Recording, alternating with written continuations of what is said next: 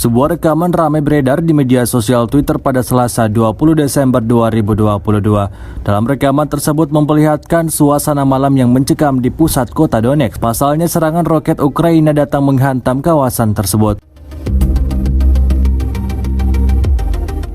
Tampak dalam rekaman ledakan terjadi berkali-kali. Video yang diabadikan oleh salah seorang warga setempat dari kejauhan tersebut dibanjiri beragam komentar dari warganet. Dan hingga video ini beredar, belum diketahui pasti ada berapa jumlah korban jiwa dalam insiden ini. Memasuki hari ke-300, Rusia melaporkan 344 pesawat Ukraina, 184 helikopter, 2.684 kendaraan udara tak berawak, 398 sistem rudal anti pesawat dieliminir sejak awal operasi khusus. Sementara itu dari kubu Kiev, Kementerian Pertahanan Ukraina melaporkan 520 tentara Rusia dieliminir dalam 24 jam terakhir.